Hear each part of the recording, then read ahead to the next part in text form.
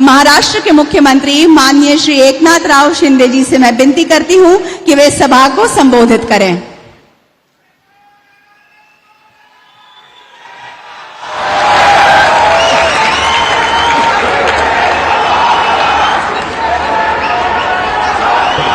छत्रपति शिवाजी महाराज की जय भवानी। हिंदू हृदय सम्राट शिवसेना प्रमुख बाळासाहेब ठाकरे आणि धर्मवीर आनंदीगे साहेबांना मी वंदन करतो। आदिशक्तीच्या उत्सवाला नवरात्रोत्सवाला कालपासून सुरुवात झाली आहे। या पवित्र मुहूर्तावर आज आपल्या ठाण्यात देशाचे यशस्वी आणि कर्तृत्ववान प्रधानमंत्री, जगात सगळ्यात नंबर 1 ची लोकप्रियता लाभलेले प्रधानमंत्री आदरणीय नरेंद्र मोदीजी हे ठाण्यात आलेत। मी तुम्हा ठाणेकरांच्या वतीने त्यांचं मनापासून स्वागत करतो। खरं म्हणजे आजच्या या कार्यक्रमाला आपले लोकप्रिय उपमुख्यमंत्री आदरणीय महामहिम राज्यपाल या ठिकाणी आहेत, दोन्ही उपमुख्यमंत्री आहेत, सर्व मंत्रिमंडळातील आमचे सहकारी आहेत आणि तमाम ठाणेकर माता भगिनी आणि पत्रकार मित्रांनो, खरं म्हणजे मगाशी देवेंद्रजींनी उल्लेख केला आहे तरी सुद्धा संपूर्ण महाराष्ट्रातल्या नव्हे तर जगभरातल्या मराठी माणसांकडून मी आदरणीय प्रधानमंत्री महोदयांचं अभिनंदन करतो। कारण मोदीजी अमृताहून गोड असलेल्या मराठी भाषेला आपण अभिजात भाषेचा दर्जा देण्याचा ऐतिहासिक निर्णय घेतला।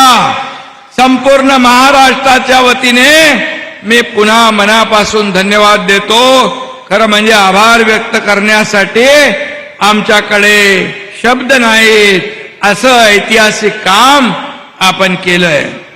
आज नवरात्रोत्सवामध्येच महिला सशक्तीकरणाचा सोहळा या ठिकाणी पार पडतोय। आज आशीर्वाद देण्यासाठी आदिशक्तीचा महासागर इथं उसळला आहे। देशातल्या आपल्या सर्वात मोठ्या भावाला म्हणजेच मोदीजींना भेटण्याची संधी तुम्हा सर्व लाडक्या बहिणींना आज भेटलेली आहे। एकाच वेळी किती चांगले योग येतात ते आपण पहा। आजचा दिवस ठाणेकरांसाठी सुवर्णाक्षरांनी लिहून ठेवण्यासारखा आहे। ठाणे को तालाबों का शहर कहा जाता है। तालाबों के शहर में यहां मैं जनता का जो सैलाब देख रहा हूं वो मोदी जी आपके कारण आया है, क्योंकि विकास पुरुष मोदी जी, विश्व नेता मोदी जी, दृढ़ता और संकल्प का दूसरा नाम मोदी जी। मोदी जी को मैंने कभी आराम करते हुए नहीं देखा है, आपने भी नहीं देखा है, देश ने भी नहीं देखा है। मोदी जी को कभी चिंता में डूबा हुआ किसी ने नहीं दिखा है। मोदी जी सिर्फ और सिर्फ विश्व गुरु भारत का सपना देखते हैं और इसलिए मोदी जी सिर्फ गति तथा प्रगति की बात करते हैं। और इसीलिए प्रधानमंत्री जी आपके इस दृढ़ता व संकल्प के कारण आज यहाँ ऐतिहासिक विकास कामों की परियोजनाओं की नींव रखी जा रही है। विकास आणि विश्वास ही मोदीजींची दोन रूपं आहेत। मोदीजींच्या शुभ हस्ते महत्वाकांक्षी कामाचं भूमिपूजन होत आहे। मुंबई, ठाणे आणि रायगडसाठी आजचा दिवस खूप महत्वाचा आहे। इंटरनल मेट्रो होते 29 किलोमीटरची, ठाण्याची वाहतूक कोंडी दूर होती आहे। ठाणे महापालिकेच्या आयकॉनिक बिल्डिंग इमारतीचा पायाभरणी होती आहे। सध्याच्या फ्रीवेला खेडानगर ते ठाण्यापर्यंत आपण आणतोय। ठाणे ते मुंबई हा प्रवास सुसाट होणार आहे। नवी मुंबई एअरपोर्ट साठी आता टेक ऑफ साठी सज्ज झालेला आहे। सिडकोच्या नैना प्रकल्पात देखील मोठी इन्फ्राची कामं सुरू आहेत आणि म्हणून ही टाउनशिप मुंबई महानगराची शान वाढवणारी ठरेल. आणि म्हणून माननीय मोदीजींच्या हस्ते भूमिपूजन प्रकल्प पूर्ण होण्याची, म्हणजे भूमिपूजन प्रकल्प झाला म्हणजे तो प्रकल्प पूर्ण होण्याची गॅरंटी या ठिकाणी आपल्याला मिळते. याचं कारण यापूर्वी जे जे प्रकल्प मोदीजींनी भूमिपूजन केले त्याचं लोकार्पण करण्याचा मान आणि योग मोदीजींनाच मिळाला, हे फार कमी पाहायला मिळतंय. आणि म्हणून आज या लोकार्पणाला देखील मोदी साहेबांचे हात या ठिकाणी लाभतील, यात माझ्या मनात कुठलीही शंका नाही. आणि आजचा सर्वात महत्वाचा आणि दृष्ट लागण्यासारखा लोकार्पण म्हणजे मुंबई मेट्रो 3चा पहिला टप्पा. त्याचं उदाहरण देवेंद्रजींनी दिलेलं आहे. महाआघाडी सरकारच्या बालहट्टामुळे हे काम बंद पाडलं, त्याची चौकशी लावा म्हणाले. मी काय चौकशी लावली नाही, तर आता हा कार्यक्रमच झाला नसता. आणि म्हणून त्यांचा आग्रह होता की खऱ्या अर्थाने ही विकास कामं बंद करणं, अटल सेतू, समृद्धी, कोस्टल, किती प्रकल्प, मेट्रो, कारशेड सगळ्यामध्ये स्टे दिला. परंतु 2 वर्षापूर्वी 2 साल पहले इनका हम लोगों ने टांगा पलटी कर दिया और इसीलिए ये प्रकल्प आज आगे बढ़ रहे हैं. आणि म्हणून आज मी मुंबईकर, ठाणेकर सगळेच खुश आहेत. 20 लाख मुंबईकर, ठाणेकर या मेट्रोतून प्रवास करतील. हा प्रकल्प पूर्ण करण्यात खऱ्या अर्थाने सहभाग असलेल्या प्रत्येकाचं मी अभिनंदन करतो. तसंच अर्थसहाय्य जपानच्या जायकाने दिलं, त्यांनाही धन्यवाद देतो. मेट्रो 3चा बिकेशी ते कुलाबा हा दुसरा टप्पाही लवकरच सुरू होईल मार्च पर्यंत. आणि म्हणून मुंबईचा विकास हा ऐतिहासिक आहे. अटल सेतू, कोस्टल रोड, मोठमोठे प्रकल्प वेळेत पूर्ण होत आहेत. आज मुंबई काट टाकते, ठाणं काट टाकतंय, अख्खा महाराष्ट्र काट टाकतोय. आणि म्हणून महायुती सरकार सत्तेत येऊन आता 2.25 वर्ष झाली आहेत.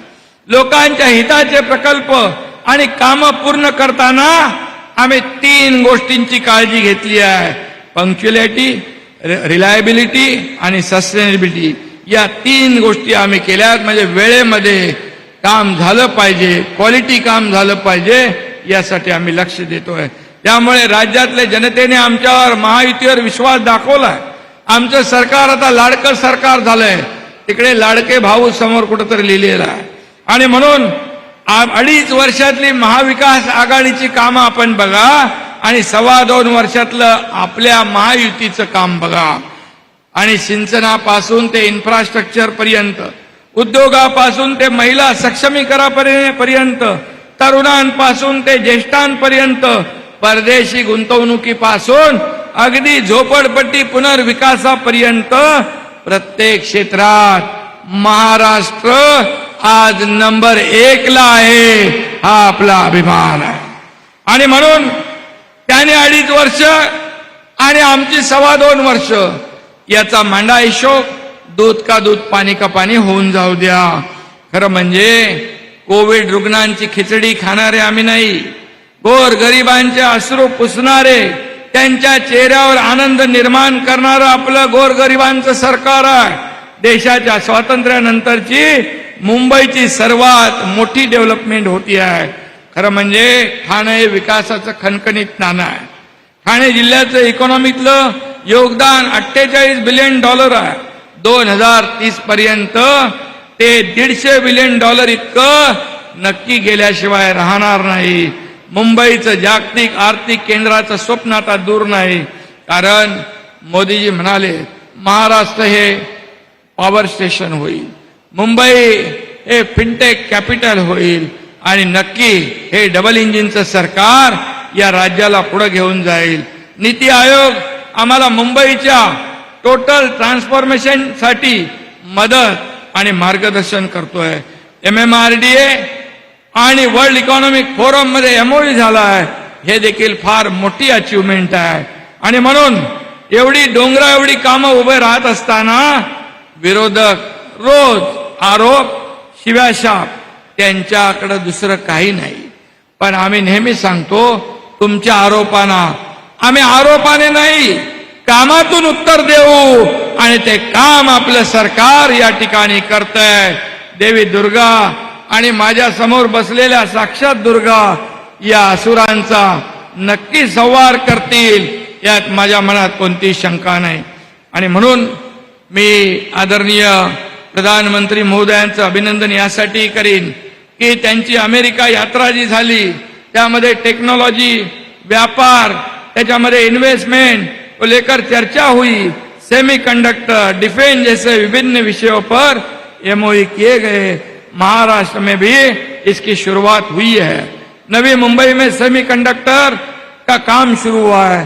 दावोस में 5 लाख से ज्यादा एमओयू हुए हैं. लगभग 70% का काम शुरू हुआ है. ये केवल आपके गारंटी के वजह से हुआ है, ये इसका मुझे पूरा विश्वास है. और इसलिए मोदी जी के प्रयास से ये साथ और मजबूत होगा ऐसा विश्वास है. रोजगार के नए अवसर पैदा होंगे, औद्योगिक प्रगति को बल मिलेगा. एक प्रगतिशील राज्य के तौर पर इस दौरे से निश्चित तौर पर महाराष्ट्र को भी फायदा होगा.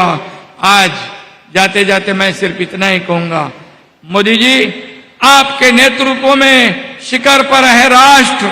मोदी जी आपके नेतृत्व में शिखर पर है राष्ट्र. देश का गौरव बढ़ाने के लिए सदा साथ रहेगा महाराष्ट्र. धन्यवाद. जय हिंद, जय महाराष्ट्र.